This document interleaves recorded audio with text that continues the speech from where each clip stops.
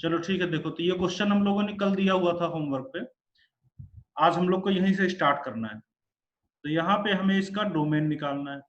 Domain निकालने में देखिए कल आपको बताया था यहाँ पे दो फंक्शंस ऐड हो रहे हैं। ये दोनों फंक्शंस क्या हो रहे हैं? ऐड हो रहे हैं। तो जब दो या दो से ज्यादा फंक्शंस ऐड होते हैं तो आपको रूल बताया था कि आप इसका डोमेन निकालिए, इसका डोमेन निकालिए, और बाद में आपको क्या करना होगा? सभी का इंटरसेक्शन लेना होगा। ठीक है, तो पहले हम लोग फर्स्ट वाले पार्ट का डोमेन निकालते हैं, इधर वाले का। तो इधर वाले का डोमेन निकालने के लिए यहाँ पे एक ही रिस्ट्रिक्शन है, स्क्वायर रूट रिस्ट्रिक्शन। और स्क्वायर रूट रिस्ट्रिक्शन क्या होता है कि इसके अंदर की quantity greater or equal to 0 करना है। 3 to the power 3 minus x, ये हमें ग्रेटर आर इक्वल टू 0 करना है। ठीक, तो यहां से हम इस क्वेश्चन को स्टार्ट करते हैं। आगे देखिए, यही क्वेश्चन देखिए आपके जो पैकेज है उसमें A2 या A3 का फर्स्ट नंबर जो भी था आपने पूछा था, ये उसी का क्वेश्चन ऐसा ही था। अब आगे इसको अगर हम बढ़ाएं तो ये मिलेगा 12 minus 3 to the power x minus, इसको हम लिख सकते हैं 3 to the power 3 upon 3 to the power x, क्योंकि डिवीजन करने में पावर्स जो है वो क्या होती है? सब्ट्रैक्ट होती है, आप सबको पता है। तो 3 to the power 3 minus x को मैंने 3 to the power 3 upon 3 to the power x लिखा। ओके, आफ्टर दैट देखिए एक बात और कि जब कोई चीज बार बार रिपीट होती है तो आप उसको टी मानते हो, ये हम शुरू से बताते चल रहे हैं। तो हम 3 टू द पावर एक्स को टी पुट करते हैं। एक और बात मैंने आपको बताई है बार बार कि जब कभी भी आप सब्स्टिट्यूशन करते हो तो साइड में कंडीशन भी लिखते हो। तो कंडीशन ये है कि 3 to the power x is always greater than 0। तो इसलिए इसकी कंडीशन हम साइड में लिखेंगे कि ये जो t है that is also always greater than 0। तो अब ये सारी बातें पुट करते हैं जब यहाँ पे, तो हमारे पास आएगा देखिए 12 minus t minus 3 to the power 3, ये हो जाएगा 27 divided by t greater or equal to 0। T LCM लीजिए तो आपके पास आएगा 12t minus t square minus 27 divided by t and it is greater or equal to 0। अब इसको हमें सॉल्व करना है। तो यहाँ पे देखो सबसे पहले इस टी को क्रॉस मल्टीप्लाई कर दो। ऑल्दो इनइक्वालिटी में अलाउड नहीं होता है, लेकिन यहाँ पे टी देखिए मैंने क्या लिखा है, टी इज ग्रेटर देन 0। तो जब कोई चीज ऑलवेज पॉजिटिव होती है ना तो आप उसको क्रॉस मल्टीप्लाई कर सकते हो। तो टी को तो उधर हटा दो। ओके, नेक्स्ट दूसरा, इसको वेवी कर्व से सॉल्व करने के लिए आप टी स्क्वायर के कोफिशिएंट को पॉजिटिव बनाने के लिए एक पूरे में माइनस साइन से मल्टीप्लाई करो। जब पूरे में माइनस से मल्टीप्लाई करोगे तो आपके पास कितना आएगा? T square minus 12t plus 27, और इनइक्वालिटी का साइन चेंज करके देखिए। तो अभी इसका जब फैक्टराइजेशन करोगे तो देखिए 9 एंड 3, 9 इंटू 3 27, 9 प्लस 3 12, तो ये आपके पास बनेगा t minus 3 into t minus 9 less or equal to 0। तो बाय वेवी कर्व आपको यहां से मिलेगा t belongs to 3 to 9 closed on both sides. ठीक है, क्योंकि यहाँ पे इक्वालिटी भी है।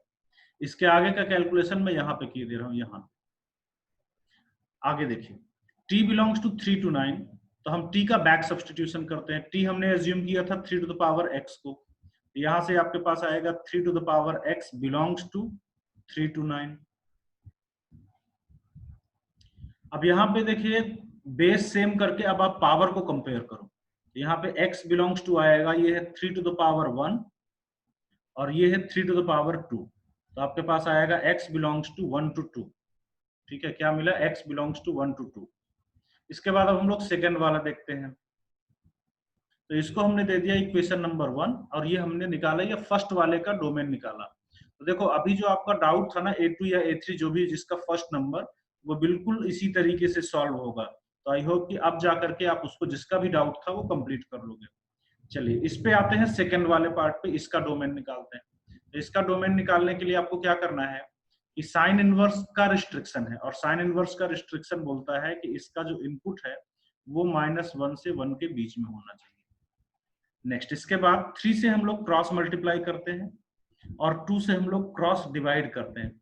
ये देखिए हमारे पास यहाँ पे आ जाएगा -3 divided by 2 less or equal to x, less or equal to 3 इधर गया and divided by 2, and that becomes your equation number 2।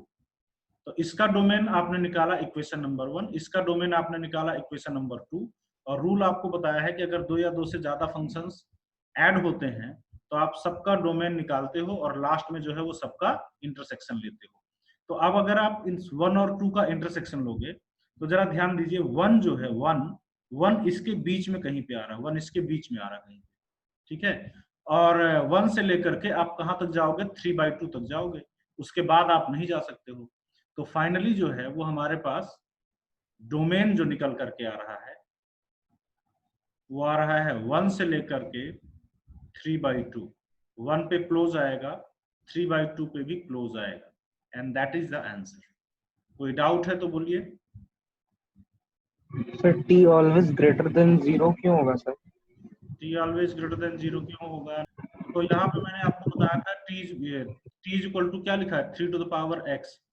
और बेसिक मैथ में मैंने आपको बताया था कि एक्सपोनेंशियल फंक्शन जो है वो क्या होता है, ऑलवेज पॉजिटिव होता है। 3 टू द पावर x जो है वो ऑलवेज पॉजिटिव होता है। इसका ग्राफ भी बनाया था कुछ इस तरीके से, ठीक। तो ये क्या होता है, ऑलवेज पॉजिटिव। जब 3 to the power x always positive है तो आपने t को 3 टू द पावर x माना है, इसलिए t भी ऑलवेज पॉजिटिव होगा, ठीक है। और कुछ?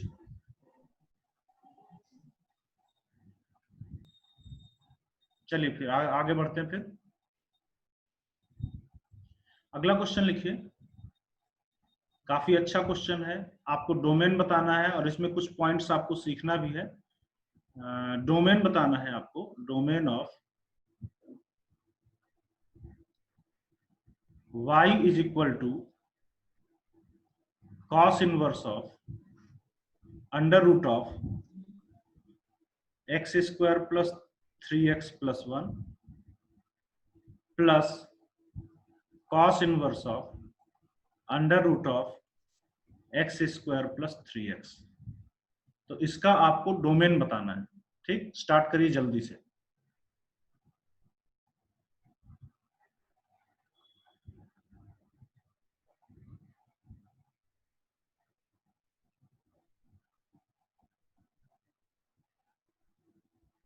चलिए स्टार्ट करते हैं, बहुत ज्यादा टाइम इस पे नहीं देते हैं। यहाँ पे देखिए, जो पॉइंट मैं बताऊंगा उसको ध्यान से समझिएगा। यहाँ पे क्या करना है, दो फंक्शंस अगेन ऐड हो रहे हैं। दो फंक्शन ऐड हो रहे हैं तो आपका रूल ये है कि आप इसका डोमेन निकालो, आप इसका डोमेन निकालो और दोनों का आप इंटरसेक्शन लो। तो पहले हम लोग फर्स्ट वाले का डोमेन निकालते हैं, इस वाले का डोमेन निकालते हैं, ठीक। यहाँ पे डोमेन निकालना है अगर, तो दो रिस्ट्रिक्शन है। पिछली क्लास में ऐसा क्वेश्चन आपको कराया था।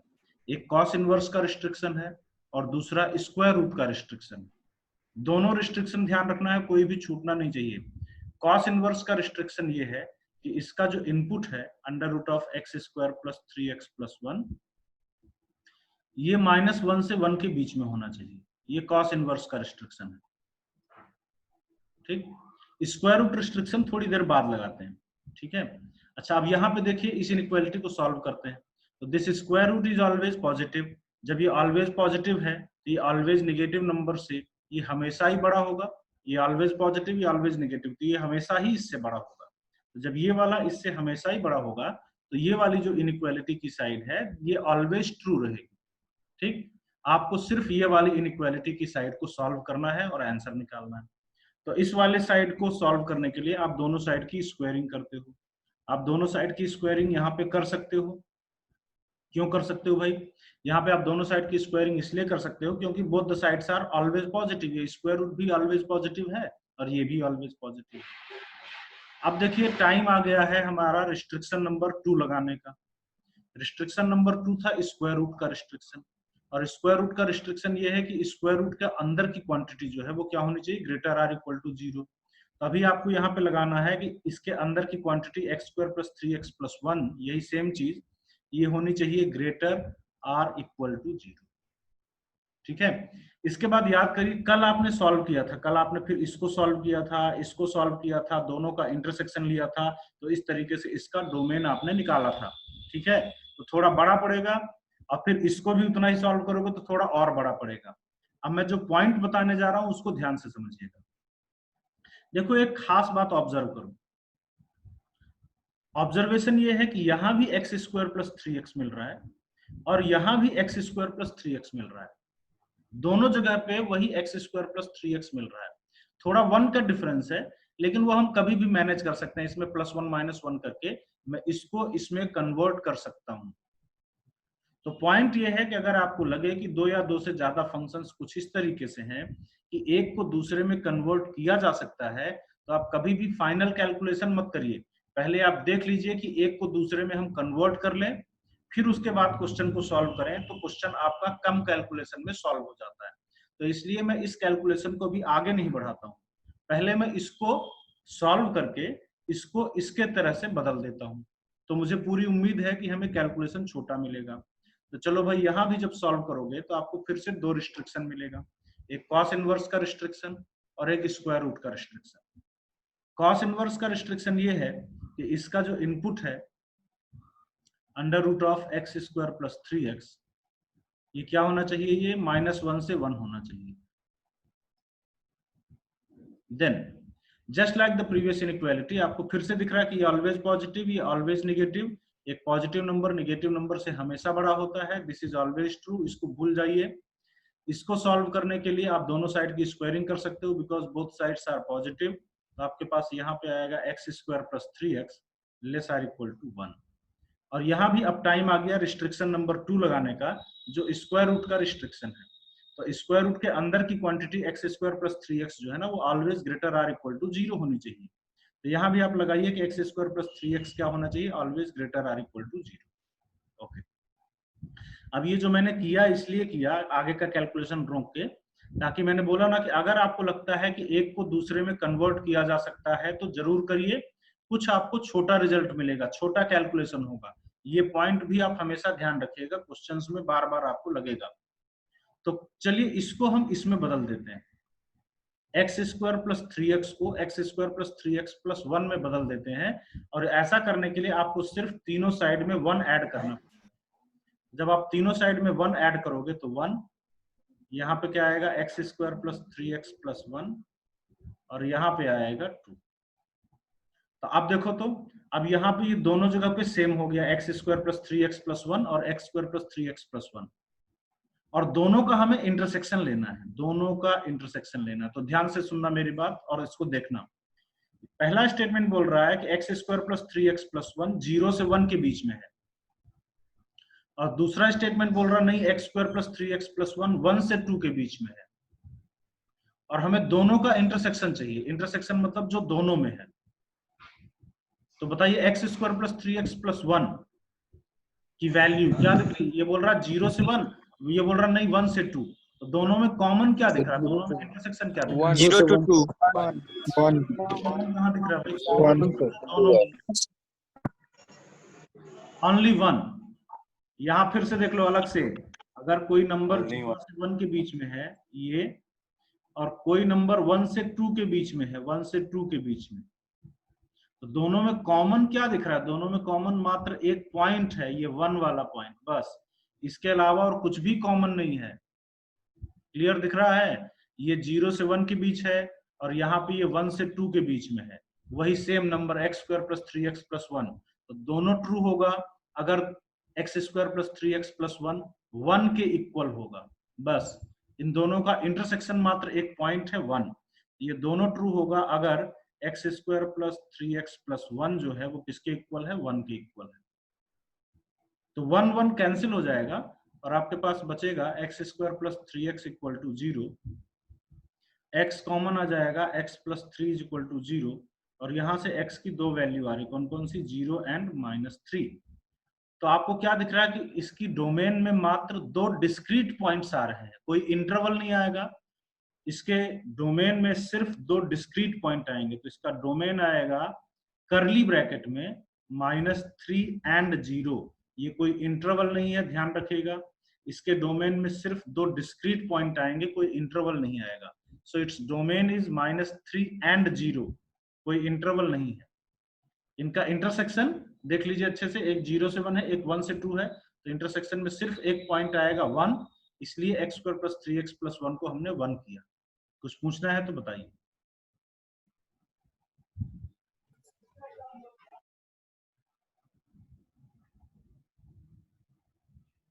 चलिए आगे बढ़ते हैं, नेक्स्ट क्वेश्चन पे आते हैं।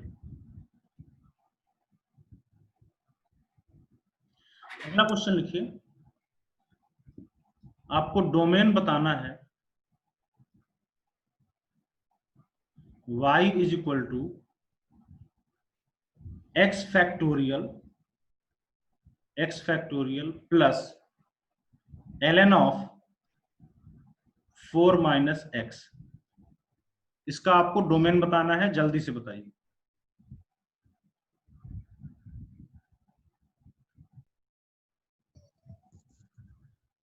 So 0 1 2 3।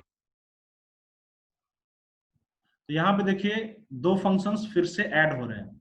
जब दो फंक्शन, दो या दो से ज्यादा फंक्शन ऐड होते हैं तो आपको मैंने डोमेन निकालने का रूल बताया हुआ है कि क्या करना है, दोनों को अलग अलग डोमेन निकालिए और लास्ट में दोनों का इंटरसेक्शन लीजिए।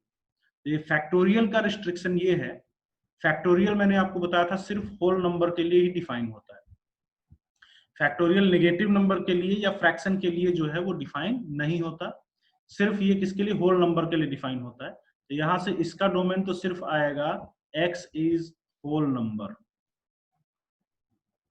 ठीक, यहां पे आते हैं, यहाँ पे ln ऑफ 4 माइनस एक्स है। तो यहाँ पे ln का रिस्ट्रिक्शन ये है कि इसका इनपुट जो है वो क्या होना चाहिए, ग्रेटर देन 0।